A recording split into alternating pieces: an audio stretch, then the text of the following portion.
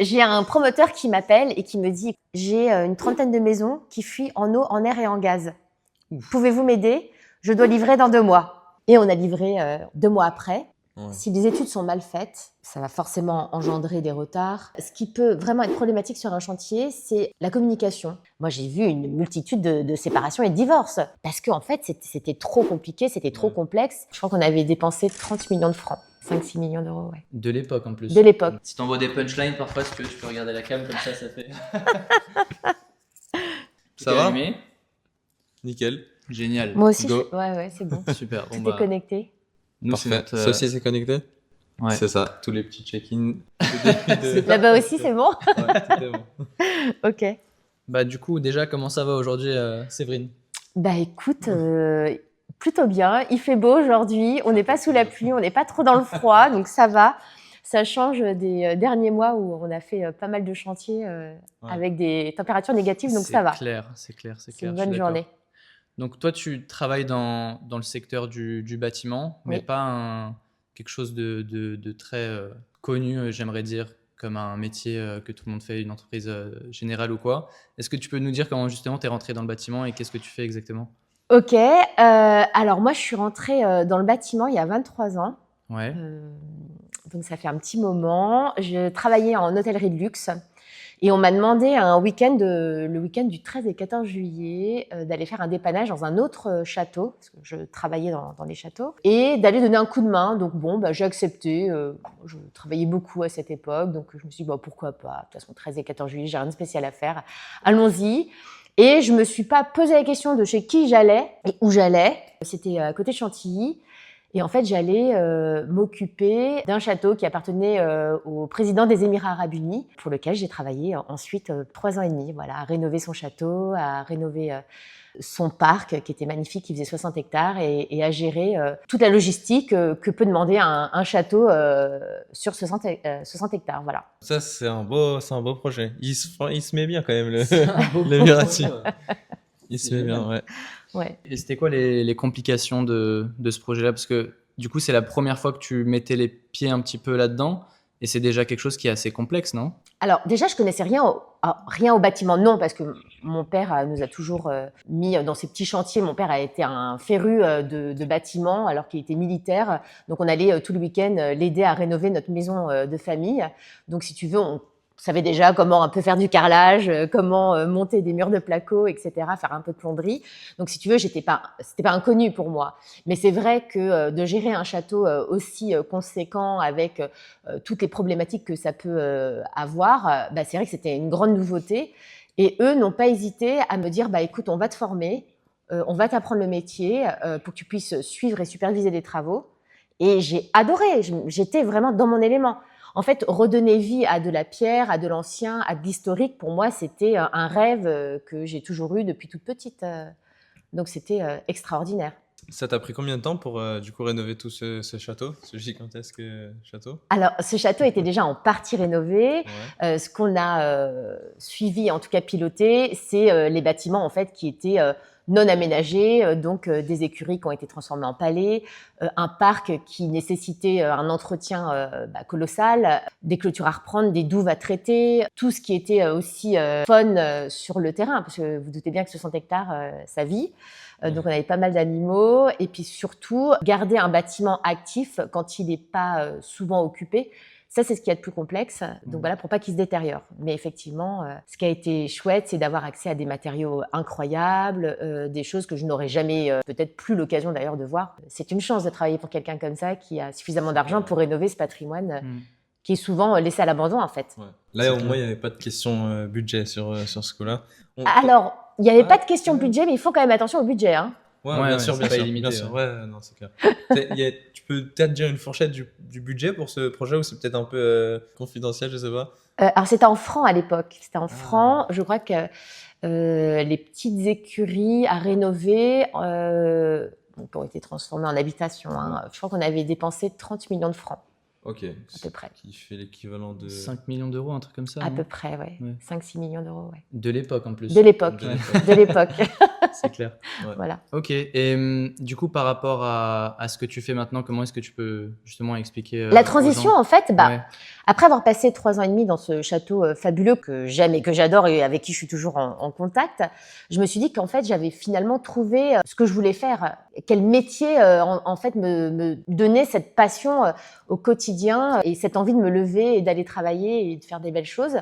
Donc, finalement, j'ai repris mes études en Ouais. alternance et puis j'ai travaillé en même temps en parallèle sur la Défense où je rénovais des tours. Et ce qui me permettait d'acquérir enfin de la technicité en fait, de comprendre comment fonctionne une clim, comment fonctionne une chaudière, comment fonctionnent les équipements dans des bureaux, comment on rénove des bureaux et qui est complètement différent d'un château. Donc voilà, j'ai repris mes études. Donc j'ai fait un parcours où j'ai fait de la technique, où j'ai appris l'ingénierie, où également j'ai fait du droit de la construction et des assurances, ce qui est très complémentaire. Et après, j'ai pris aussi des cours du soir à l'ESTP, voilà. Enfin, Donc tu t'es pas mal formé, ouais. Et tu avais déjà une bonne formation de base avec ton père. Moi, je pense que c'est le genre de choses, tu sais, comme la fiscalité ou la gestion de son argent, qu'on devrait tous apprendre au moins un minimum à l'école.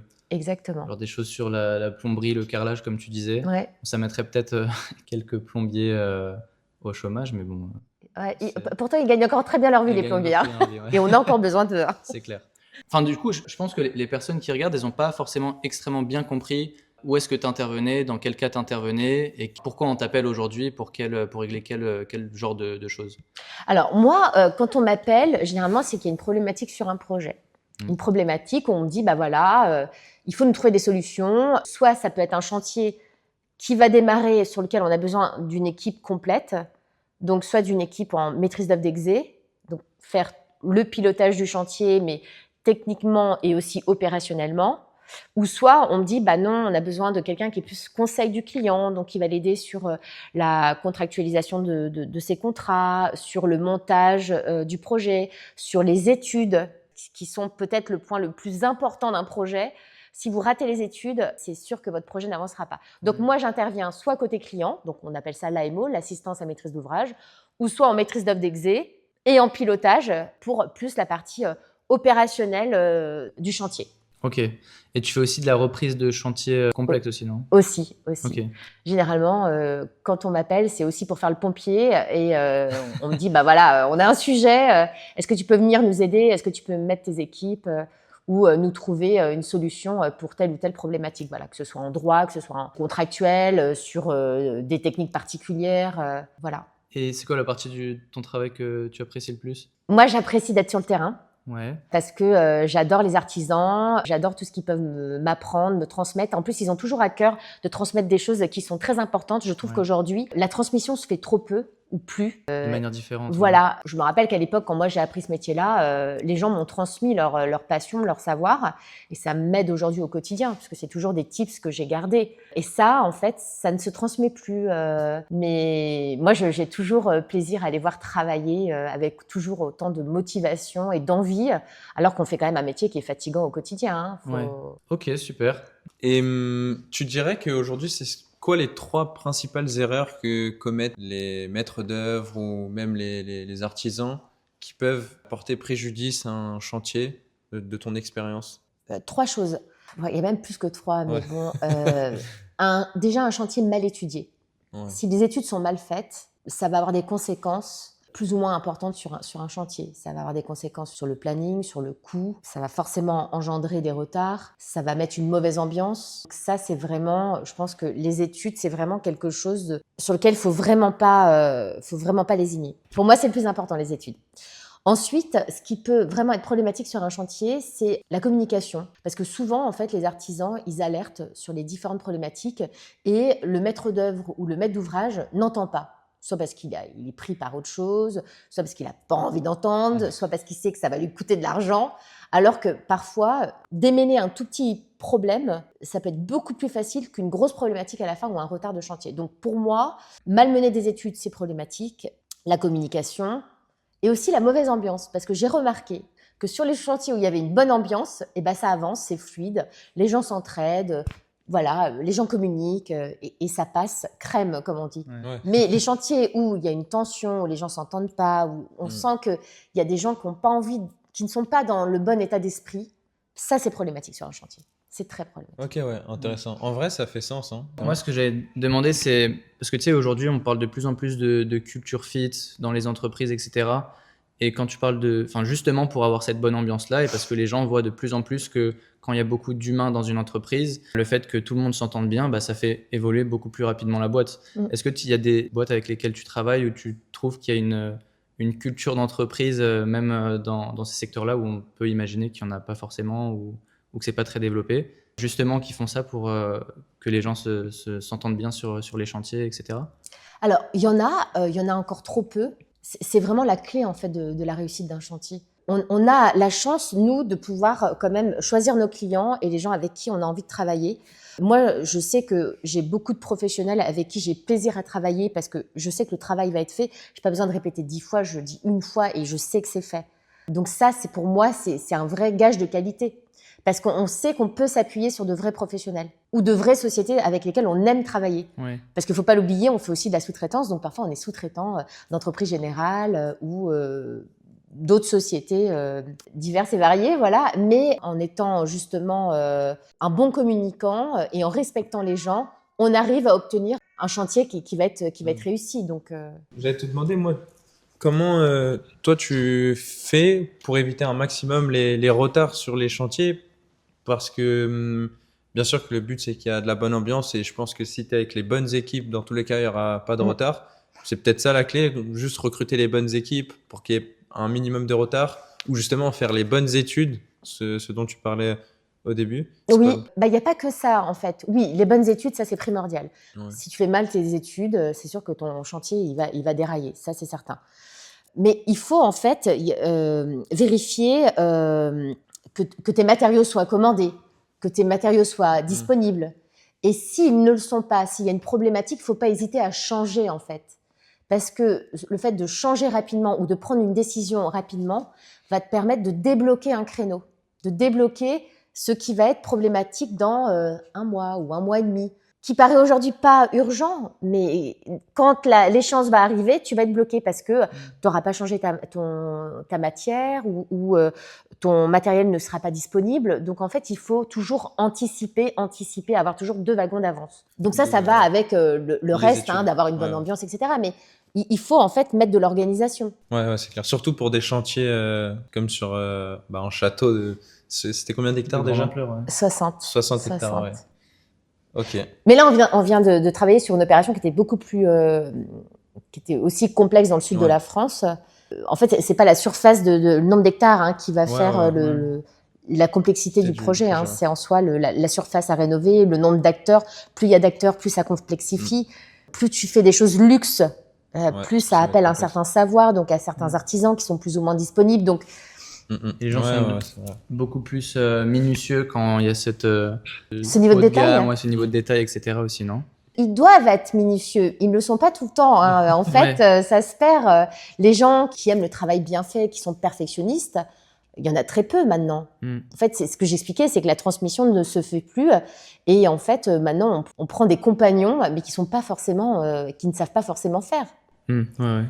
Donc, on prend plus de la main-d'œuvre pour abattre le travail que des gens compétents. Et c'est ça le problème, c'est qu'en voulant justement toujours avoir le meilleur prix, le meilleur tarif, on prend des gens qui manquent de compétences.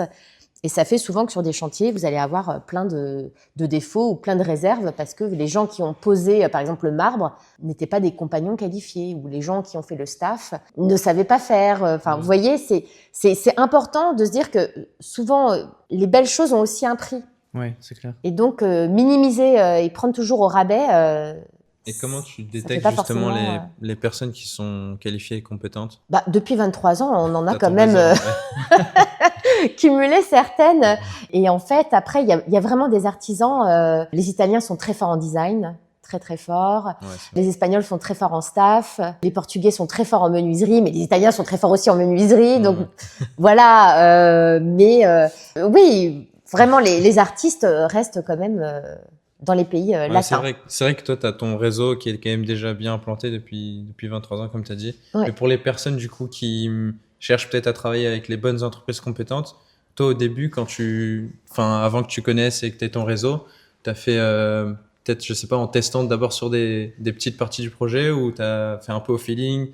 avec Ouais, les je personnes testais, qui- c'est ça, ouais, sur des petits projets, des tout petits projets. Je regardais déjà comment ça se passait au niveau de la communication, s'ils comprenaient bien ce que je voulais. Je regardais aussi le niveau de finition, de qualité. Et alors, quelque chose qui est peut-être un tips, un chantier propre est un chantier bien organisé. Mais ça, on l'a Il y dit en a vraiment. tellement, Tout le monde dit ça. tellement de personnes qui Chantier disent ça. propre, finition, Ouais. c'est ce que moi j'entends tout le Et temps. souvent, quand je vois que mon chantier est nickel, je sais que le reste, ça va couler parce que les gens, ils aiment pas travailler dans le bazar parce que dès lors que vous jetez un truc, le deuxième va acheter au même endroit, etc. Et après, ça va être une poubelle. que- Donc, Je sais qu'il y a il y a deux parties pour ce genre de questions. Mais tu sais, il y a des personnes, moi je suis de ce parti-là justement, des personnes qui se fient énormément à l'intuition. Et j'ai l'impression que quand ton intuition est mauvaise sur une personne, c'est que souvent tu as des choses que tu as reçues, je sais pas, ça peut être juste des mini-actions ou de la manière dont juste il a parlé, etc. Des choses qui sont pas forcément visibles, bah, qui te font dire que c'est pas forcément une bonne personne, etc. Tu te fies beaucoup à ton intuition, toi, sur ce genre de choses-là ou... Enfin, aujourd'hui, du coup, j'imagine que pas tellement, mais encore une fois, pour une personne qui doit trouver des personnes, enfin, où il n'a pas forcément les contacts encore, ouais, est-ce que tu te fierais beaucoup à ton intuition ou pas? alors l'intuition, c'est toujours bon parce que en fait, souvent, notre corps nous fait réagir à certaines choses. Je vais te donner une petite anecdote. J'étais dans le sud, je faisais mon jogging à Saint-Jean-Cap-Ferrat, qui est quand même l'île des milliardaires où il y a des villas incroyables. J'adore cet endroit parce que c'est très nature. Et à la fin de mon jogging, j'arrive devant un chantier et je me dis, waouh, c'est quand même super beau. Mais qui a fait cette rénovation? Et les ouvriers étaient en train de travailler. Et je regarde le niveau de finition et en fait, il y avait tout était très homogène, très bien fini, avec des finitions de qualité. Et en fait, je suis tombée nez à nez avec l'artisan qui m'a dit, bah, madame, je vous vois regarder, vous voulez visiter? Je dis, bah non, mais surtout pas, je peux pas rentrer dans un chantier qui n'est pas ni chez moi et dont je ne connais pas les personnes. Venez visiter, venez voir. J'ai dit, bah oui, en plus, je suis dans le bâtiment. Il m'a fait visiter et c'était extraordinaire et cette personne aujourd'hui travaille avec moi.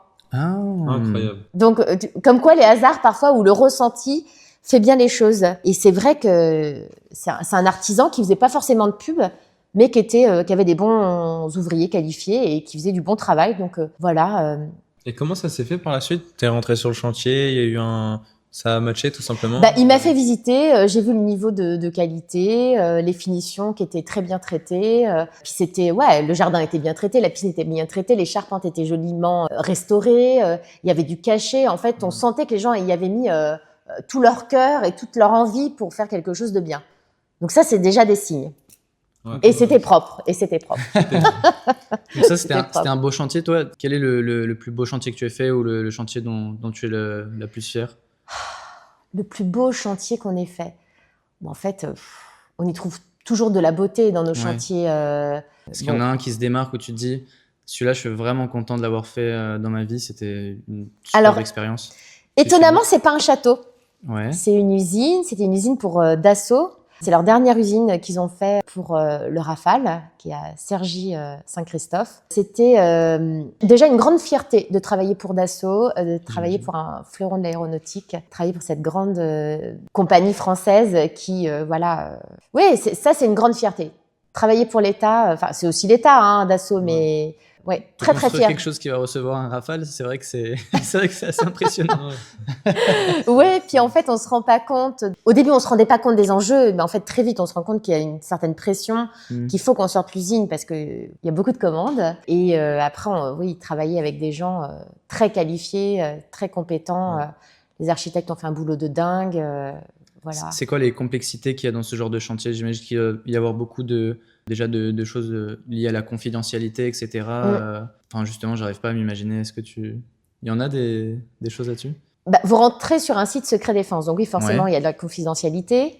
Donc, vous devez rester discret. Vous devez pas prendre de photos. Alors, c'est très compliqué de faire un chantier où on peut pas prendre de photos parce que, du coup, parfois, faut dire, bah voilà, là, ça va pas. Là, il faut que tu me reprennes ton ouvrage. C'est pas bon. Il y a de la complexité parce qu'il y a une multitude de corps d'État. Vous travaillez quand même avec des gens qui sont perchés en hauteur, qui font les structures, qui font le toit. Vous devez quand même avancer sur vos lots. Donc, il y a quand même une certaine tension parce que c'est des chantiers qui sont toujours à risque. Le danger, de toute façon, dans notre métier, il est quotidien. Faut pas l'oublier, faut toujours garder ça en tête. Le matin, on le sait, le soir, on le sait aussi. Voilà, c'est des métiers dangereux. Mais plus vous avez d'intervenants, plus ça devient complexe. Et vous avez derrière aussi toujours cette histoire de planning où il faut ouvrir à une certaine date parce que derrière, il y a des commandes à faire, des ouvrages à livrer, des avions qui sont commandés. Donc oui, c'est ce qui donne un petit peu de complexité. Et ça reste une usine. Donc une usine, techniquement, c'est complexe. Ouais, ok. C'est clair. Et comment est-ce que tu as du coup été sélectionné pour ce projet ou comment est-ce que tu l'as trouvé tout simplement? Le bouche à oreille. Ça, Tout se c'est fait top. toujours au bouche à oreille. C'était un contact pour qui tu avais déjà fait un premier projet, Oui. pour qui tu avais fait du bon travail tout simplement et Et qui m'a dit, j'ai un problème, j'ai besoin de quelqu'un. j'ai un gros J'ai projet, il me faut d'un- quelqu'un de carré. Donc, Voilà, j'ai besoin Bill donne. d'un pilote. Un pilote dans l'avion, c'est exactement ça. Ça, c'est pas des projets justement, des chantiers publics qui sont listés sur BOMP, tu sais, où ils sont obligés de sélectionner plusieurs entreprises, etc. Alors, je ne sais pas comment s'est Ils passé mettent en l'appel concurrence. d'offres pour ce projet parce que moi, j'ai été appelée après. Ok. En J'imagine qu'il y a eu un appel d'offres D'accord. public pour ce projet, oui. Bon, du coup, est-ce que souvent, parce que c'est pour enfin, justement les AMO, maîtres d'œuvre, etc., il y a des personnes qui peuvent dire que souvent, il n'y a personne qui pilote le chantier. Alors, heureusement qu'il y a des gens qui pilotent le chantier parce que sinon, ça serait une catastrophe. Non. Je vais vous donner un exemple. Un pilote, c'est quelqu'un qui va anticiper, qui va vérifier ce qui se fait sur site. Par exemple, je vous donne un exemple tout bête. Vous avez un carreleur qui arrive, vous avez des grands carreaux à poser. Le mec, il fait comme d'habitude, il met sa colle à carrelage, il pose son carrelage et voilà. Bah, grosse erreur. Parce que votre carreau, il va fissurer, il va se casser. Et si le pilote n'a pas vu qu'il fallait faire un double encollage sur ce carreau, eh ben, il va pas arrêter l'ouvrier et il va pas l'empêcher de faire une erreur. Comme je vous disais, le fait que les gens maintenant sont moins compétents qu'avant, ou plus du tout compétent pour faire des tâches, et ben, le pilote, il va vérifier ça. Par exemple, un pilote qui ne vérifie pas que ses issues de secours, elles s'ouvrent alors que vous avez la commission de sécurité qui arrive le lendemain, c'est problématique. Parce que votre projet, il est fermé. Vous ne l'ouvrirez pas. Et puis, il faudra attendre que votre prochaine commission de sécurité soit actée et validée. Donc, non, il faut qu'il y ait des pilotes. Justement, le pilote, c'est la clé de la réussite d'un chantier. Ouais, c'est le responsable du chantier tout simplement. C'est Ouais, lui le qui responsable, oui. a porté la responsabilité. Exactement, exactement. Et à partir de quelle taille de chantier tu dirais qu'on a besoin d'un pilote? Il n'y a pas vraiment de taille, hein. Parce que tout dépend du niveau de stress que vous voulez avoir. Un particulier qui a envie de gérer son chantier de rénovation, moi j'ai vu une multitude de séparations et de divorces, d'engueulades où les clients n'arrêtaient pas de se crêper de chignon. Parce qu'en fait, c'était trop compliqué, c'était trop complexe.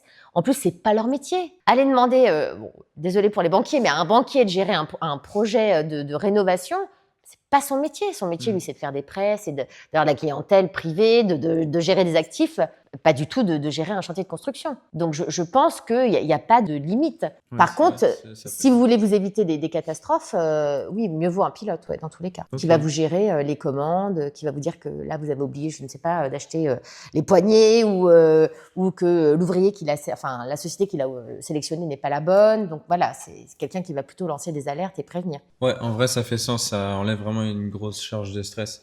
Et est-ce que tu as déjà vu, du coup, parce que tu nous as dit que tu as déjà vu des situations vraiment où même des couples se prennent la tête. C'est quoi peut-être la situation la plus spéciale ou la plus incroyable que tu as vue où le client il est vraiment dépassé ou stressé? Limite, c'est lui qui met une mauvaise ambiance dans le chantier. Je sais pas si tu as déjà vu. J'imagine déjà que comme ça. la plupart de tes clients, c'est du professionnel ou du public que du particulier, non? Ou quelle est la répartition de ces Alors, choses-là?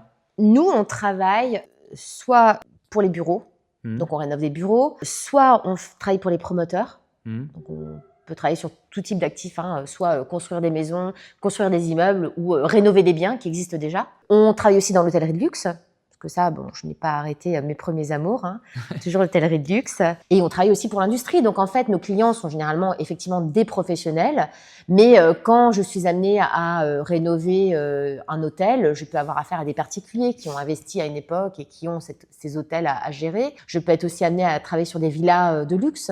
Là, ce sont des particuliers qui ont ces biens à rénover. Donc, en fait, c'est assez disparate. On n'a pas de client type, en fait. On a plusieurs typologies de clients, du professionnel comme du particulier. Voilà. Ok. Et tu as déjà dû gérer du coup des clients qui étaient soit stressés ou soit débordés, etc. Oui.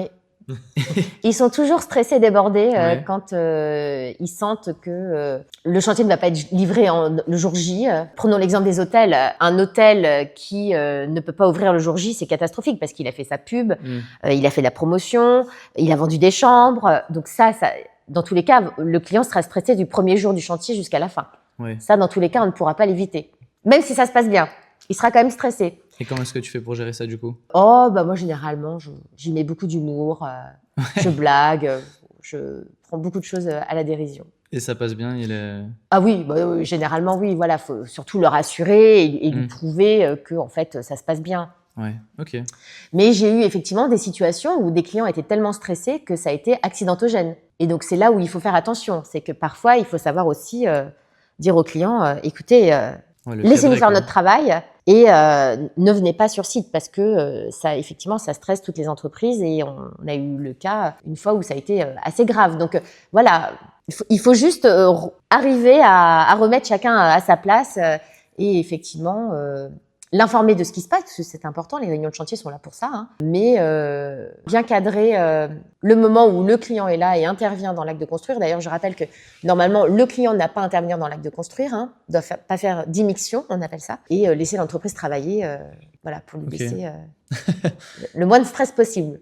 Et là, on parlait du chantier juste avant dont tu étais la plus fière. Est-ce que quel est le chantier le plus complexe que tu as dû gérer? En termes de planning, je pense que c'était Dassault, parce que Dassault, c'était très très compliqué en termes de planning. Donc c'est celui dont tu es le plus fier et en même temps le plus complexe. Ouais.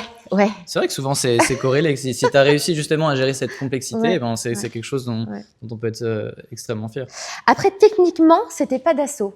Techniquement, Ouais. je pense que c'était Magic Circus, donc c'est un hôtel qui a du côté de Marne-la-Vallée, à côté de Disney, où on devait faire un son et lumière dans un hôtel en activité, où on détruisait donc l'accueil, l'entrée et le grand hall de réception pour y mettre donc de l'imagerie intégrée dans des colonnes qui devaient techniquement fonctionner. Donc on avait des structures métalliques à faire en un temps record, avec des télés derrière qui devaient se refléter dans des écrans. On avait les Canadiens qui arrivaient avec les films pour projeter l'image, le son, les décors de dessins animés. Je ne sais pas si on peut dire dessin animé, mais voilà, les images. Et ça, techniquement, c'était complexe. Parce qu'il fallait vraiment que ce soit au millimètre près. Ouais. Et ça, on n'avait pas le droit à l'erreur. Et c'était quelque chose, j'imagine, que tu n'avais pas fait auparavant aussi, non? Non, ça, c'était une grande nouveauté. Et je crois que l'entreprise générale pour laquelle on a fait ce chantier a reçu un prix européen. Ah. Ouais. Et ils l'ont pas partagé avec toi? Non, on reste discret, nous. On peut pas. En fait, c'est ça la complexité, c'est qu'on peut pas trop parler de nos chantiers. En fait, on a souvent des engagements de confidentialité qui fait qu'on ne peut pas trop citer ce qu'on fait sur les chantiers. Ok. C'est dommage, hein. Ouais, c'est dommage. J'adorerais, hein, mais.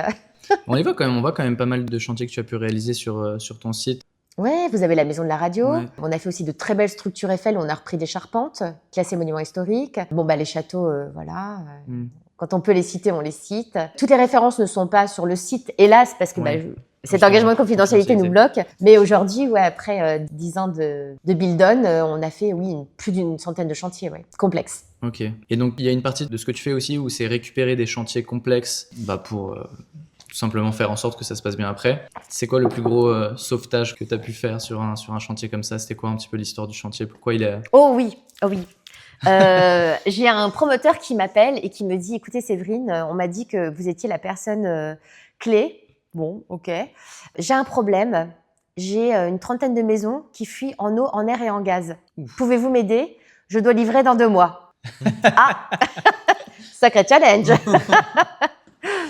Et on a livré 2 mois après, avec bien évidemment, on avait vu avec les futurs propriétaires qu'il allait avoir une longue partie de levée de réserve, etc., qui allait se mettre en place. Mais ils ont pu rentrer dans les maisons et y habiter après cette période de 2 mois, qui a été très très complexe à gérer. Comment ça se passe quand tu reçois cet appel, les heures qui suivent cet appel? Est-ce que tu as tout qui se chamboule dans ton cerveau, tu essaies de faire un plan ou des choses comme ça? Ou justement, comment tu arrives à gérer ça Bon, généralement, je rigole au début. Je me dis, on est encore, on va essayer de relever le défi. Non, généralement, j'appelle mes équipes, on discute, on regarde qui va être la meilleure personne ou les meilleures personnes pour gérer la difficulté, sur qui on s'appuie, donc nos artisans, et dans quel ordre on va procéder. Voilà, gérer les priorités. Donc généralement, on fait un risk assessment, donc on évalue les risques, on regarde quelles sont les priorités, qu'est-ce qu'on doit traiter en premier, qu'est-ce qu'on doit traiter en second, quelles sont les urgences, comment on les pallie, qui on met où, voilà, et on catégorise en fait.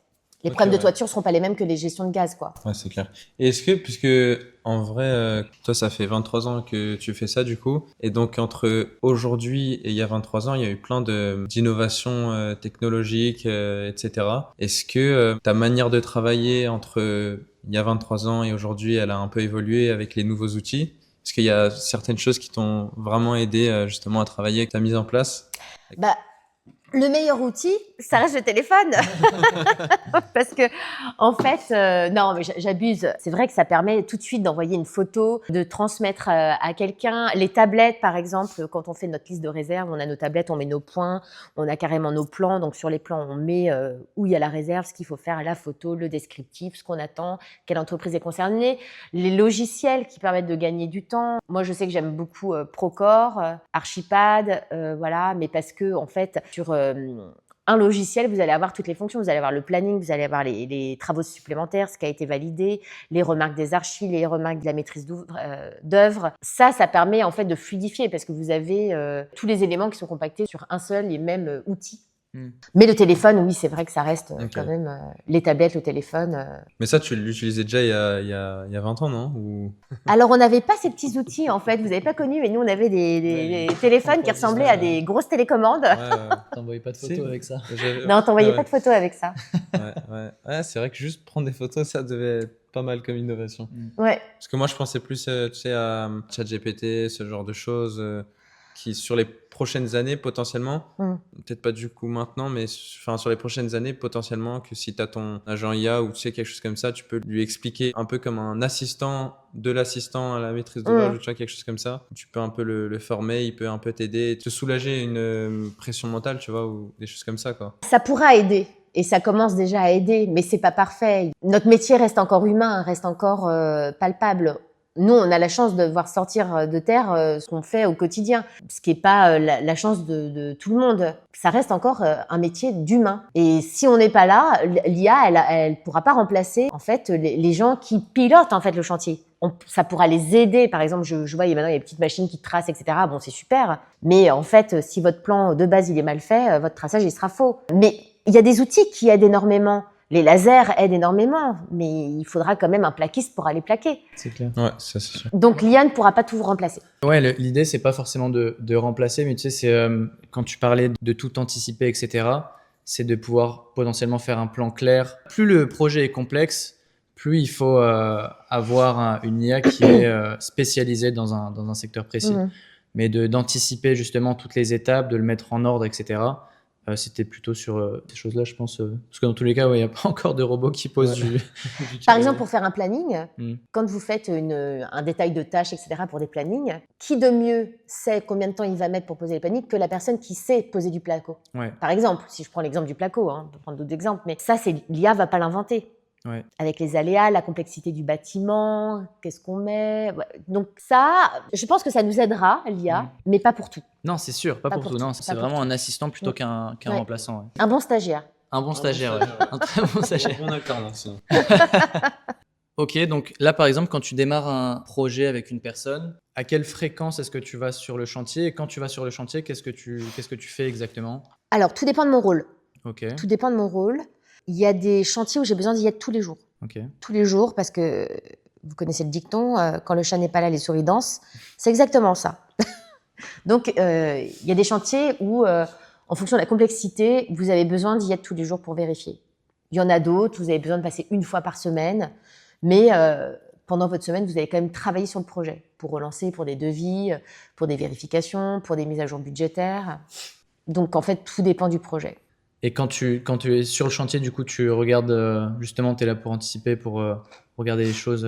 Qu'est-ce que tu fais exactement? La première chose que je fais, je visite mon chantier.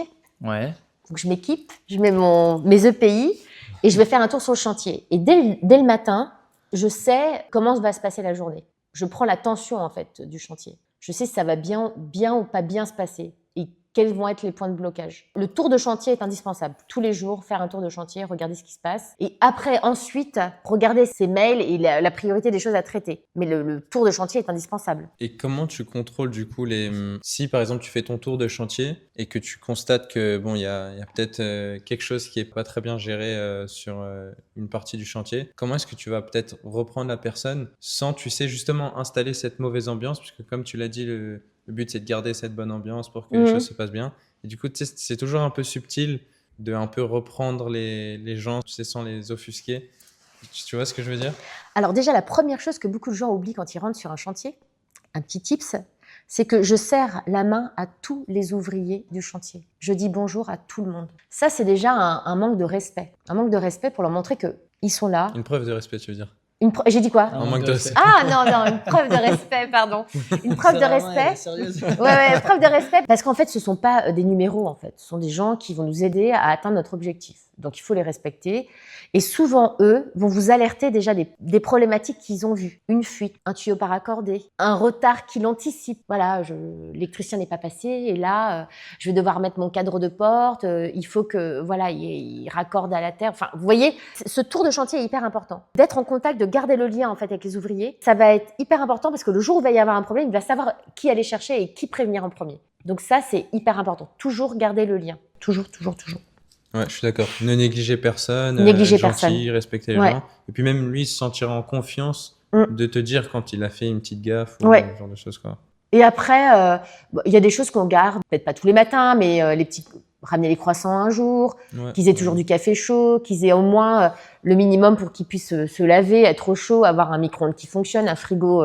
Vraiment, les respecter en fait. Faire en sorte qu'ils soient dans de bonnes conditions pour travailler. Parce que quand il fait -3 et qu'on bosse, c'est Ouais, pas c'est facile. sûr. Hein. C'est sûr. Ouais. Ouais, du coup, comment est-ce que tu fais pour, encore une fois, quand tu démarres un nouveau projet, etc., pour gérer les entreprises avec lesquelles tu travailles, les délais et les budgets?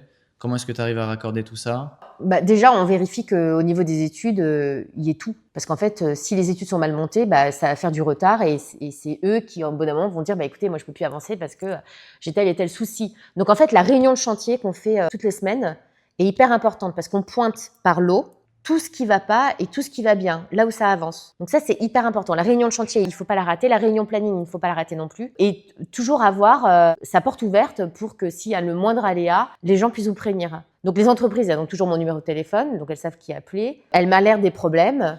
Et c'est à moi, après, de les faire remonter au maître d'ouvrage en disant, bah voilà, je pense qu'il va y avoir tel point de blocage. Qu'en pensez-vous? Que pensez-vous faire? Ou qui alerte, par exemple, si les entreprises me disent, bah voilà, on doit commander les matériaux, ils n'ont pas été encore choisis. Faire la salle d'échantillon où la personne va dire, bah voilà, le maître d'ouvrage, je choisis tel et tel échantillon. Il vérifie ses sélections. Et parce qu'en vrai, comme tu l'as dit, le plan d'études, c'est l'une des fondations d'un bon chantier. Et donc, comment est-ce que tu t'assures de faire un bon plan d'études? C'est quoi un peu les clés pour faire une bonne étude de projet? Alors déjà, partir sur des plans qui sont faits par un géomètre. Avec un géomètre qui vous met un pointeau qui va vous donner le niveau. Parce que ça aussi, si vous partez sur le mauvais niveau, il va y avoir un sujet d'altimétrie sur vos dalles. Donc déjà, ouais, un relevé géomètre, c'est hyper important. Du coup, parce que les architectes vont se baser sur ce relevé géomètre pour faire leur plan. Donc ça va éviter les aléas. Utiliser les outils qui existent aujourd'hui. Donc le BIM, ça aide énormément. AutoCAD, BIM, etc. Il faut utiliser les nouvelles technologies qui existent pour avoir des plans les plus précis possibles. Les matériaux, être sûr qu'ils ont été commandés, revérifier tout le temps, parce que d'avoir des listes de produits, etc., c'est une chose, mais si vous n'allez pas vérifier que vous avez le bon nombre de portes commandées, avec les bons ouvrants, dans le bon sens, ça fait que vous pouvez livrer un chantier avec pas de porte. Donc voilà, il faut faire attention à tout ça. Quoi d'autre? C'est pas mal de choses. C'est pas mal de choses, mais effectivement, les fondements, c'est les études. Ouais. Une fois que le géomètre est passé, l'archi est passé, que vous avez un bon ingénieur fluide, voilà, donc élec, clim, etc., qui vous fait des plans qui sont carrés, vous savez où vos trémies vont passer, vos réseaux vont passer, ça aide énormément. Et puis après, il y a tout derrière les démarches, le permis de construire, et après vous lancez effectivement la phase appel d'offres, vous sélectionnez vos entreprises et vous signez vos marchés. Donc en fait, il y a vraiment toujours cette même organisation en fait dans les tâches. Ouais, ça, c'est répétitif sur ça. C'est toujours répétitif, mais souvent on se dit oh non, un ingénieur Ouais, fluide, c'est pas nécessaire. Mais non. On va se débrouiller, l'entreprise doit savoir. Et non, en fait, l'entreprise elle sait faire, mais elle sait pas forcément où vous voulez implanter vos réseaux, quoi. Du coup, tout ça, ça demande quand même un minimum de budget. est-ce que quand les personnes viennent te voir pour faire leur projet, pour t'assurer que tu vas pouvoir délivrer quelque chose de qualité, est-ce que tu demandes le budget tout simplement avant de commencer, juste pour t'assurer que c'est quelque chose qui va être bien mené? Ou, enfin, tu sais, sur la partie budget, comment est-ce que ça se passe? Si peut-être que le client a un budget un peu restreint, est-ce que enfin, c'est pas un client avec qui tu vas travailler parce que tu préfères faire vraiment quelque chose d'extrêmement qualitatif? Donc, enfin, tu sais, au niveau du budget, comment est-ce que toi tu gères un peu cette Alors, partie-là? je pense pas qu'il faille fermer la porte à un client qui n'a pas l'idée du budget. En fait, votre rôle, c'est aussi d'alerter. En fait, quand vous faites votre cost plan, vous devez lui donner les grandes bases des budgets. Une usine, avec tel plan que vous me remettez, ça va coûter ça, mais donnez-moi des détails et je vais vous affiner votre budget. Un client particulier qui n'a pas les moyens de ses ambitions, c'est à nous aussi de lui dire que on peut faire aussi du beau à pas cher. Alors, ça ne sera pas tout à fait le même rendu, mais ça pourra être comme quali. Mais si vous avez ça comme budget, il faut revoir un peu vos prétentions. Ou est-ce que vous aviez imaginé que le budget pouvait atteindre tel montant? Et là, le client dit, je peux peut-être réajuster ou pas. En fait, c'est compliqué parce que le client, lui, il est quand même non sachant. Donc, fermer la porte à un client qui n'a pas l'idée du budget, c'est pas bon. Par contre, lui expliquer combien ça va lui coûter, oui, ça fait partie de notre rôle. Ouais, c'est clair. L'accompagner un peu sur cette partie-là. C'est notre rôle, l'accompagnement. Ouais. C'est clair. Ça fait partie du métier, ouais. Tout simplement ce qu'il disait Jean. Exactement. Ouais. Chaque fois, on ressort l'exemple de Jean Palca avec qui on a fait un podcast aussi, qui est un de nos clients aussi à Paris, cuisiniste, qui nous dit qu'il faut toujours demander le budget. Et quand on demande le budget, il faut expliquer vraiment chaque chose. Ouais. D'idées, en fait. Il faut expliquer chaque... Un plan, ça coûte un plan en quartz, ça coûte tel prix. Ce type de frigo, ce type de meubles, etc., ça coûte tel prix. Donc au final, ce sera dans cette tranche-là. Bon, bien sûr, avec beaucoup plus de complexité pour une usine de Dassault ou des bureaux, mais c'est ça. Parce qu'il y a des clients qui n'ont pas forcément d'idée de budget aussi, c'est ce qu'ils nous disaient. Oui, c'est ça, ouais. Donc pour pas que le client se sente un peu lésé ou tu sais, parce que on pourrait se dire que, enfin, frustré peut-être. Frustré, ouais, parce qu'il connaît pas et en vrai il demande combien il va payer à son prestataire. Donc ça peut être délicat, mais si on lui explique bien le coût de chaque prestation en détail, c'est là où ça va faire sens dans sa tête. C'est ce qu'il expliquait, Jean. Alors nous, on a une petite astuce. Quand on fait les budgets pour un client particulier, on lui fait 3 catégories. Un bas de gamme, un moyen de gamme, un haut de gamme. Good, better, best. Voilà. Et du coup, la personne, elle va se dire, c'est de la location, mais il faut peut-être que je fasse quelque chose d'un peu quali pour avoir quelqu'un qui va rester et surtout pour que ça tienne dans le temps. Parce que la location, comme les gens ne sont pas chez eux, ils font un peu ce qu'ils veulent. Donc, ils maltraitent un peu les matériaux. Et donc, voilà. Après, s'il y a un client qui a le budget pour vraiment le low cost, ok, on y va. Mais au moins, on est raccord sur le budget. Il nous a donné son accord sur un budget et on doit s'y tenir. Mais on lui laisse ces 3 options. Comme ça, il n'est pas frustré juste de se dire c'est quelque chose qui m'est imposé. Il a le choix en fait de exactement. Trois exactement. choses. Et c'est bien clair, bien expliqué. Tout le monde se met d'accord. Exactement. Pas de flou. En fait, laisser le moins de flou possible. Oui. Tout simplement. Au final, quand tu disais que un maître d'œuvre ou un AMO, etc., ça sert à enlever le stress du client final. Qu'est-ce que le client final il souhaite au fond de lui en fait quand il fait appel à un... 2 choses très importantes. Livrer le jour J son bâtiment et être dans le budget. C'est les 2 choses que veut un client en fait. Et il veut en fait que le projet qu'on lui a graffé, qu'on lui a dessiné, ressemble à ce qu'on va lui réaliser dans le temps donné et dans le budget donné. Donc il faut que ce soit comme ce qu'il avait vu le sur design, les plans, etc. Design, le budget et le temps. C'est toujours les 3 éléments. J'ai dit 2 au début, mais c'est 3 qui sont clés. Si vous avez le budget, vous allez réussir à faire le design. Mais si la technique a été mal étudiée, ça va pas fonctionner avec le design. Et ça se trouve, le budget va pas être bon. Donc, si vous avez ces 3 éléments qui sont correctement traités et gérés, votre client va être content. Et vous aussi, parce que du coup, ça va être un chantier qui va être plutôt facile à gérer. C'est clair. Et quand il y en a un des 3 où il y a un problème, souvent ça atteint les 2 autres aussi. Exactement. Ça, c'est le triangle. C'est clair. Par exemple, quand tu as des clients qui sont un peu stressés justement au début, est-ce que tu fais des choses? Qu'est-ce qui les rassure immédiatement? Est-ce qu'il y a des choses à faire pour les rassurer justement sur leurs 3 peurs qui sont le design, le budget et le délai, comme on a dit juste avant?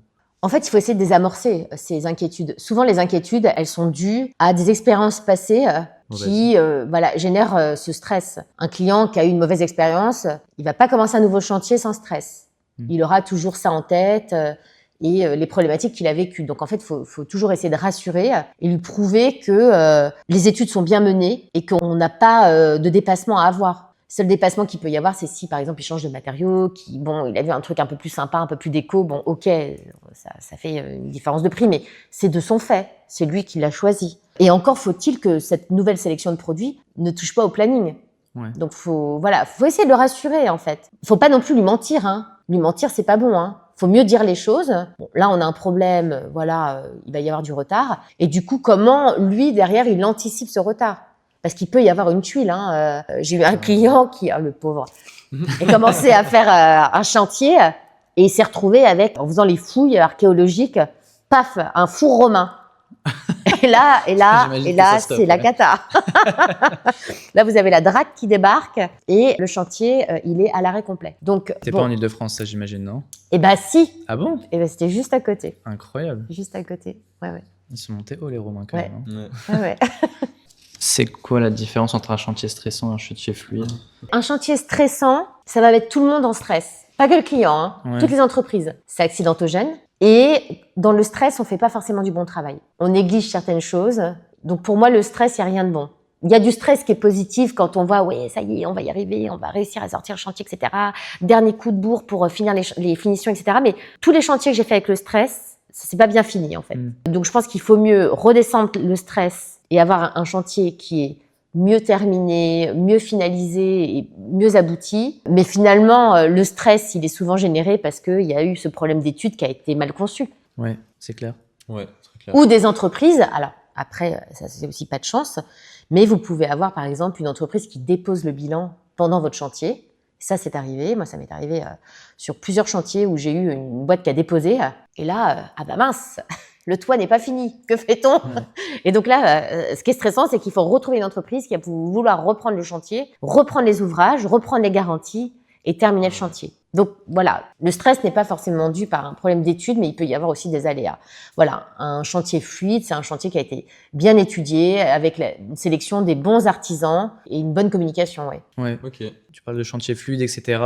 Avec quel type de client, quel type de chantier est-ce que tu aimerais quelles sont les personnes les plus agréables et les projets avec lesquels tu prends le plus de plaisir à travailler? Le plus de plaisir à travailler, c'est les gens qui ont en fait les mêmes valeurs que nous en fait. Le travail bien fait, qui sont courtois, polis, qui écoutent, qui sont intelligents dans leur, c'est pas péjoratif, hein, mais intelligents dans leur prise de décision.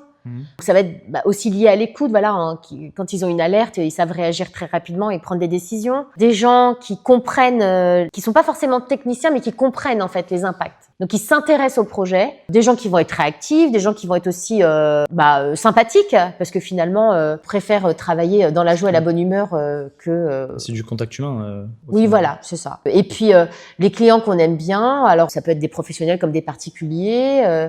Généralement, on aime bien avoir affaire au client final directement parce que du coup, ça nous évite la sous-traitance et puis ça nous évite aussi les strates et les problèmes de perte de l'information finalement. Mais ça peut être des banques, des assurances, des entreprises générales, puisqu'on travaille beaucoup avec les entreprises générales. Ça peut être aussi des fabricants qui ont besoin de notre aide. Donc en fait, on met pas les gens dans des cases, on est prêt à aider tout le monde. On a travaillé notamment sur les JO, où on a fait les aménagements urbains pour notamment le village olympique. Et là, on travaillait pour un fabricant et on était très fiers d'avoir notre président monté sur notre passerelle, passer à la télé, voilà. Et ça, c'était pour un fabricant. Donc finalement, il n'y a pas de client type, mais c'est vrai qu'un client sympa, c'est toujours mieux qu'un client stressant. Et si quelqu'un, du coup, regarde le podcast et galère un petit peu avec son chantier ou même à finaliser son chantier à cause d'un client stressé ou autre, Ouais. tu lui conseillerais quoi, du coup? Appelez Bildon.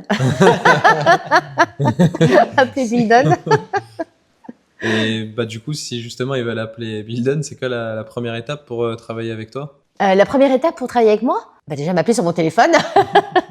Ils peuvent trouver ton numéro sur le site Bildon. Ouais, sur le site Bildon, il y a mon numéro de téléphone, il y a mon contact. Après, m'expliquer un peu la problématique de leur projet, quelles sont leurs contraintes, leurs obligations et leur budget. Et après, on y va, on leur monte un projet clé en main. Voilà. Ok, top. Et Pour une dernière question, on aime bien toujours la poser comme dernière question. Qu'est-ce qu'on peut te souhaiter pour la suite, pour les prochaines années Pour les prochaines années, que Buildon continue à faire des petits, qu'on grossisse, qu'on arrive toujours à avoir de super beaux chantiers comme on a eu cette année, là en 2025-2026, voilà, et qu'on dépasse peut-être les 200 chantiers.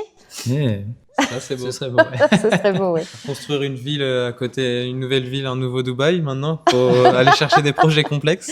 Exactement, exactement. Ok, Bon. top. Bah, merci beaucoup. Merci. Merci Séverine. beaucoup, merci.